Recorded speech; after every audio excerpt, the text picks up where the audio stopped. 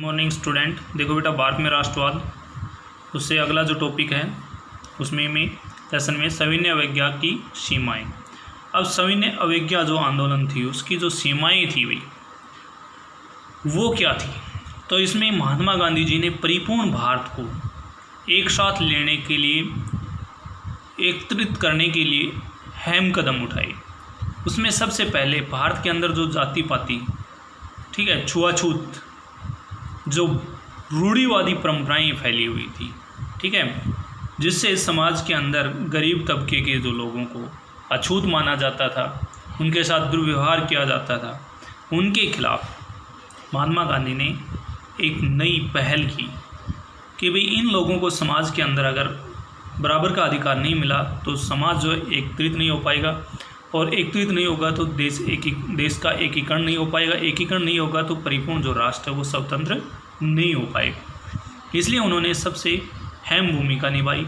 उन्होंने दलितों को एक नाम दिया हरिजन, जिसे हरिजन मतलब ईश्वर की संतान, हरि भगवान, जन जन में संतान, ठीक है, हरि की संतान नाम दिया। और उनके उत्थान के लिए जो कार्य वो करते थे वही कार्य महात्मा गांधी जी ने भी करना स्टार्ट किया। और जो अमीर उच्च वर्ग के जो लोग थे, ऊंची जाति के लोग थे, उनको कहा कि भी आप हृदय परिवर्तन करो और इनको मंदिरों में, ठीक है, स्कूलों में, हर जगह इनको स्थान दो, कुओं पर पानी वगैरह के लिए, ठीक है, सड़कों, तालाबों, सभी जगह पर जाने की खुली अनुमति दी जाए। और इसी के लिए जब उन्होंने ये सब किया तो दलित वर्ग ने देखा कि भी ये तो एक समाधान नहीं हुआ। उन्होंने समाधान के लिए राजनीति के अंदर अपने आप को एक अलग सीमा में डाला कि भाई हमें आरक्षण लेना चाहिए। और आरक्षण के लिए डॉक्टर भीमराव अंबेडकर ने एक पहल की और उन्होंने एक नए दल, ठीक है, दलित वर्ग एसोसिएशन की स्थापना कर डाली, ठीक है। और उसके द्वारा गोलमेज सम्मेलन के अंदर जो है ब्रिटिश शासन से अंबेडकर ने ये मांग रखी और उन्हें ये मांग प्रदान भी की गई, ब्रिटिश साम्राज्य द्वारा उसे अनुमति दे दी गई। मगर महात्मा गांधी जी तो जो थे वो उनके विरोध में चले गए और उन्होंने उसके लिए उनका विरोध किया और अनशन पर बैठ गए। अनशन पर बैठने के बाद काफ़ी दिन तक वाद विवाद चलता रहा। अंत में जो है भीमराव अंबेडकर जी भी मान गए कि भी हमारा जो देश जब तक एकीकरण के बंधन में नहीं बंधेगा तब तक हम स्वतंत्र नहीं हो सकते। और इसीलिए उन्होंने एक समझौता किया जिसे पूना पैक्ट के नाम से जाना जाता है, ठीक है। ये पूना पैक्ट जो समझौता था ये महात्मा गांधी और डॉक्टर भीमराव अंबेडकर के मध्य हुआ था। डॉक्टर भीमराव अंबेडकर ही एक ऐसे इंसान हैं जिन्होंने भारतीय जो संविधान है उसको लिखित रूप प्रदान किया था, या निर्माता भी कहा जा सकता है डॉक्टर भीमराव अंबेडकर को, ठीक है। तो इससे पहले मैं एक कल जो है क्वेश्चन रह गए थे वो क्वेश्चन बता देता हूँ आपको।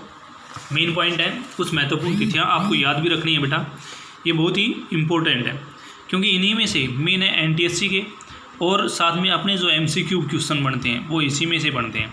तो देखो बेटा, 1918 से 1919 बाबा रामचंद्र उत्तर प्रदेश के किसानों को संगठित करने के लिए परिपूर्ण उत्तर प्रदेश में, ठीक है, घूमे। 13 अप्रैल 1919, यहाँ 13 और लगा देते हैं, 13 अप्रैल 1919, ठीक है। 1919 में रोलेक्ट एक्ट के खिलाफ जो है हड़ताल हुई थी, ठीक है, महात्मा गांधी जी द्वारा। उसके बाद 13 अप्रैल 1919 को जलियांवाला बाग हत्याकांड हुआ था, ठीक है। उसके बाद जनवरी 1921 असहयोग और खिलाफत आंदोलन की शुरुआत हुई। फरवरी 1922 चौरा-चौरी जो घटना घटी जिससे क्षुब्ध होकर महात्मा गांधी जी ने असहयोग आंदोलन वापस लिया था। उसके बाद मई 1924 अलूरी सीताराम राजू जो थे उनको गिरफ्तार कर लिया गया। ये अपने आप को बड़ा मान मानते थे, ठीक है। ये आपको मैंने इसकी कहानी भी सुनाई थी बेटा कि ये अपने आप को ऐसा समझते थे कि भी मेरे को गोली भी नहीं छू सकती, ठीक है। तो जो लोग थे वो इनको भगवान मानने लगे थे। मगर ये जो थे महात्मा गांधी से प्रभावित थे और अपने विचारों को जो है जनता तक बांट रहे थे। इनको गिरफ्तार कर लिया गया, ठीक है।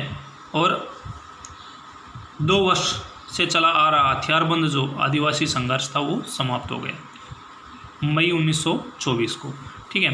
दिसंबर 1929 लाहौर अधिवेशन, कांग्रेस पूर्ण स्वराज्य की मांग। दिसंबर 1929 में पूर्ण स्वराज्य की मांग की और लाहौर अधिवेशन, ठीक है, मांग की स्वीकार कर लेती है। 1930 अंबेडकर दलित वर्ग के लिए एसोसिएशन की स्थापना करता है। हम दलित वर्ग जो था अंबेडकर भीमराव अंबेडकर जो जी थे उन्होंने एसोसिएशन दलित वर्ग एसोसिएशन की स्थापना कर दी।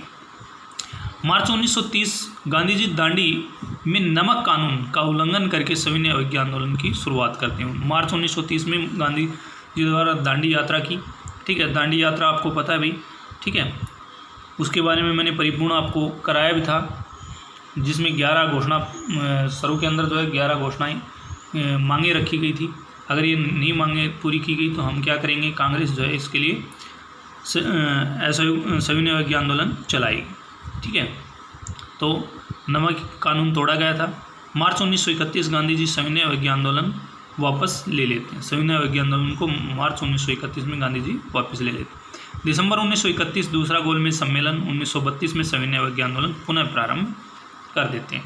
तो ये थी बेटा कुछ एक महत्वपूर्ण तिथियाँ, ये आपको फिर नोटबुक में साफ साफ राइटिंग में लिखनी भी है, ये बता देता हूँ आपको। ये क्वेश्चन बन देंगे, क्वेश्चन आपको लिखने हर हाल में, क्योंकि यही क्वेश्चन जो है आपके मेन महत्वपूर्ण है, ठीक है। वेरी शॉर्ट में भी आ सकते हैं, एमसीक्यू में भी आ सकते हैं, साथ में आपके जो कंपटीशन टेस्ट हैं उनमें भी यही तिथियाँ पूछी जाती हैं परिपूर्ण रूप से, मुख्य रूप से।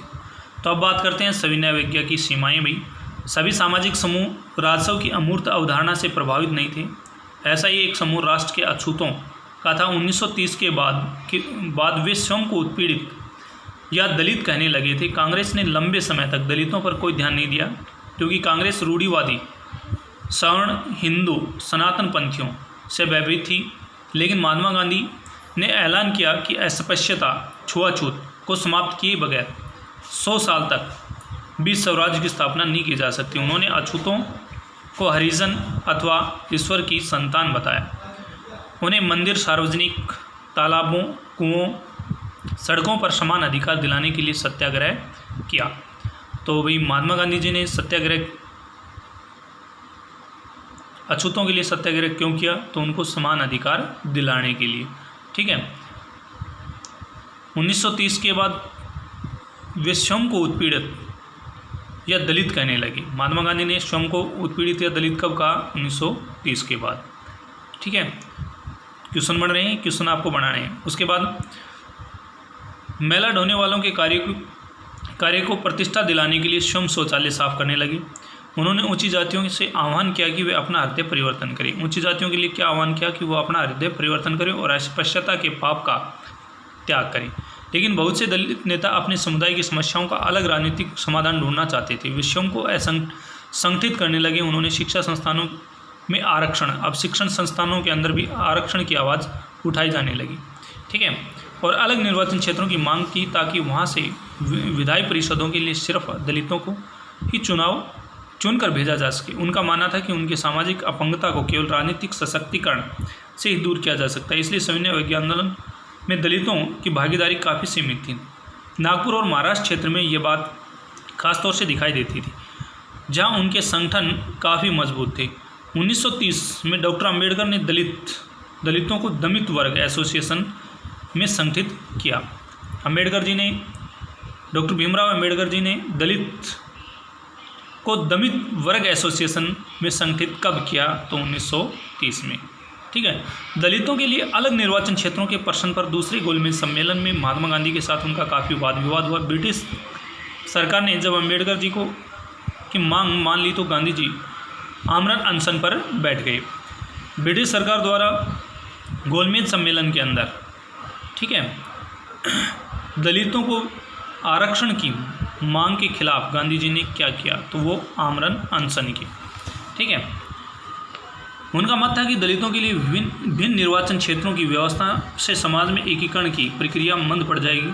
अंततः अंबेडकर गांधी जी की राय मान ली। अंत में अंबेडकर जी ने गांधी जी की राय कब मानी, सितंबर 1932 में, और वहाँ किस पर हस्ताक्षर किए गए, तो पुना पैक्ट पर हस्ताक्षर किए गए। पुना पैक्ट पर हस्ताक्षर किस किस के हुए, तो अंबेडकर जी और महात्मा गांधी जी के मध्य, ठीक है। इसमें दलित वर्गों जिन्हें बाद में अनुसूचित जाति नाम से जाना गया, जो केंद्रीय एवं प्रांतीय विधायी परिषदों में आरक्षित सीटें मिल गई। हालांकि उनके लिए मतदान सामान्य निर्वाचन क्षेत्रों में ही होता था। फिर भी कांग्रेस के नेतृत्व में चल रही राष्ट्रीय आंदोलन को दलित आंदोलन शंका की दृष्टि से ही देखता रहा। भारत के कुछ मुस्लिम राजनीतिक संगठनों ने भी सविनय अवज्ञा आंदोलन के प्रति कोई विशेष उत्साह नहीं दिखाया। भी असहयोग खिलाफत आंदोलन के शांत पड़ जाने के पश्चात मुसलमानों का एक बहुत बड़ा तबका स्वयं को कांग्रेस से काटा हुआ महसूस करने लगा। 1920 के दशक के मध्य से कांग्रेस हिंदू महासभा जैसे हिंदू धार्मिक राष्ट्रवादी संगठनों के काफ़ी नज़दीक दिखने लगी। कांग्रेस जो है कौन से दशक के बाद हिंदू महासभा और हिंदू धार्मिक राष्ट्रीय संगठनों के काफ़ी नज़दीक आ गई, तो 1920 के दशक में। जैसे जैसे हिंदू मुसलमानों के मध्य संबंध बिगड़ते गए, दोनों समुदाय उग्र धार्मिक जुलूस निकालने लगे। इससे अनेक शहरों में हिंदू मुस्लिम सांप्रदायिक टकराव दंगे हुए। प्रत्येक दंगे के साथ दोनों समुदायों के मध्य फासला बढ़ता चला गया। मुस्लिम लीग और कांग्रेस ने एक बार पुनः गठबंधन का प्रयत्न किया। 1927 में ऐसा लगा कि अब दोनों के मध्य एकता स्थापित हो जाएगी। सबसे महत्वपूर्ण मतभेद भावी विधानसभाओं में प्रतिनिधित्व के सवाल पर थे। मुस्लिम लीग के एक नेता मोहम्मद अली जिन्ना, ये सबसे मेन आदमी था भाई, ये सबसे भारत को दो हिस्सों में बांटने वाला व्यक्ति भी यही था, सबसे घटिया इंसान मोहम्मद अली जिन्ना। ठीक है, मुस्लिम लीग जो था उसका प्रमुख नेता हुआ, ठीक है, जिसने परिपूर्ण भारत को दो हिस्सों में बांट दिया। पंडित जवाहरलाल नेहरू और ये मोहम्मद अली जिन्ना, इन्होंने क्या किया कि सभा हो रही थी, उस बैठक के अंदर जब पंडित जवाहरलाल नेहरू ने इससे क्वेश्चन कर लिया कि भाई जो है अपना देश जैसे स्वतंत्र होगा तो उसमें भावी प्रधानमंत्री कौन होगा। तो ये पंडित जवाहरलाल नेहरू के विचार थे कि भाई मैं प्रधानमंत्री बनूँ, और ये चाहता था कि मैं प्रधानमंत्री बनूँ। इसलिए उसने कहा कि भाई आप जानो आप किसको प्रधानमंत्री बनाओगे, हम तो अपने देश अलग देश की मांग रखेंगे, ठीक है, हम उसमें किसको बनाएंगे किसको नहीं बनाएंगे वो हमारे ऊपर निर्भर करता है। तो ये मोहम्मद अली जिन्ना ही था जिन्होंने परिपूर्ण भारत को दो हिस्सों में बांट दिया था। यदि मुसलमानों को केंद्रीय सभा में आरक्षित सीटें दी जाएं और मुस्लिम बहुल प्रांतों पंजाब और बंगाल में मुसलमानों को आबादी के अनुपात में प्रतिनिधित्व दिया जाए, तो वे मुसलमानों के लिए अलग निर्वाचिका की मांग छोड़ देने के लिए तैयार है। प्रतिनिधित्व के प्रश्न पर बहस चल रही थी। 1928 में आयोजित किए गए सर्वदलीय सम्मेलन में हिंदू महासभा के एक नेता M.R.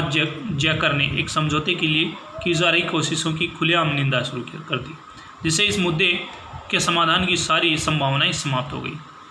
तो भाई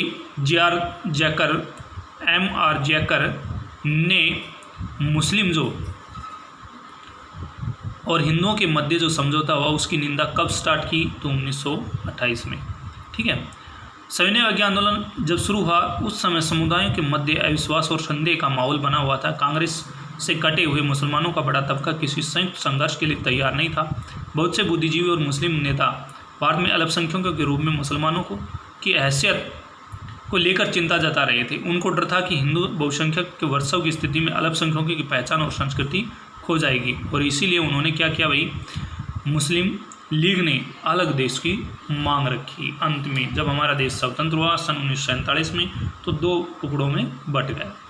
ठीक है, देखो बेटा ये चित्र दिखाया गया है, इसमें महात्मा गांधी जी और जवाहरलाल नेहरू और मौलाना आज़ाद सेवाग्राम आश्रम वर्धा 1935 का चित्र है भाई, सेवाग्राम आश्रम के अंदर, ठीक है, वर्धा में 1935 में। कौन कौन है, तीनों व्यक्ति, महात्मा गांधी, जवाहरलाल नेहरू और मौलाना आज़ाद। ये महात्मा गांधी, जवाहरलाल नेहरू और मौलाना आज़ाद। ठीक है, तो ये था आज के लिए इतना ही। इसमें जितने भी मैंने क्वेश्चन बनाए वो आपको फेयर नोटबुक में साफ साफ राइटिंग में लिखने हैं।